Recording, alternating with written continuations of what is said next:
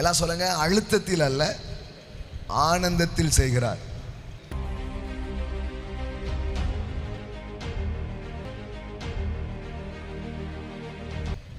ஒரு குடும்பத்தை நடத்தினா அப்பா அம்புட்டு பேருக்கும் சாப்பாடு கொடுத்து, அம்புட்டு பேருக்கும் துணிமணி வாங்கி கொடுத்து, அப்பா அப்படின்றோம்ல.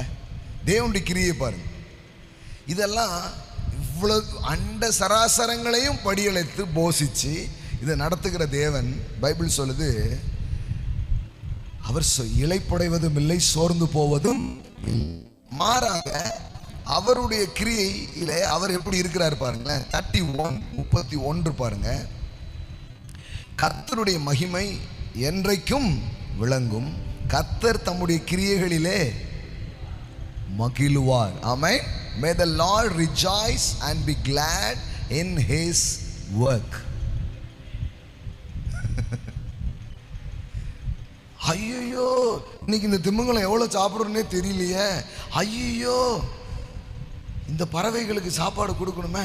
ஐயோ ஐயோ ஐயோ இல்லை. அவர் ஆனந்தமே ஆனந்தமேன்னு இருக்கிற.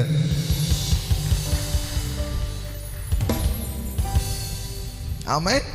என்ன அருமையான வார்த்தைகள் பாருங்க. May the Lord rejoice and be glad in his work.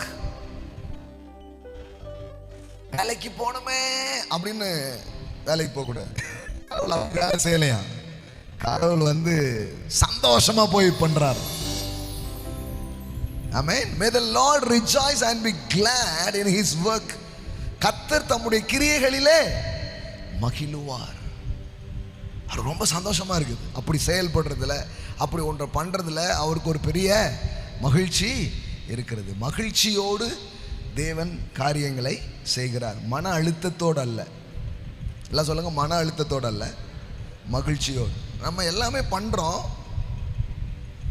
இந்த துணியை துவைக்கணுமா, சமைக்கணுமா, ஐயோ ஸ்கூலுக்கு போகணுமா, ஐயோ வேலைக்கு போகணுமா, ஐயோ 1ஆம் தேதி ஆரம்பிச்சிட்டா.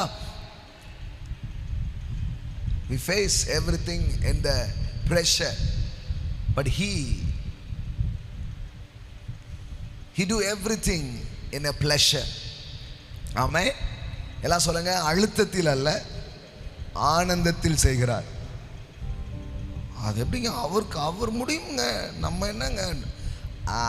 அதனால தான் சொல்றாருங்க பாரு, என் ஆவியையும் என் வார்த்தையும் என்னிலையும் நீ இணைஞ்சுக்கிட்டேன்னா என்ன மாதிரியே நீ இருப்பன்ற. ஆமென். fellowship with me, connect with me, communion with me. அப்போ இந்த பூமியில வா மூலமா என்ன பார்ப்பாங்க எல்லாரும் அப்படின்ற. என்ன அந்த ஆளு அவ்வளோ டயர்டே ஆக மாட்டீங்களா? உங்களுக்கு சோர்வே வராதா?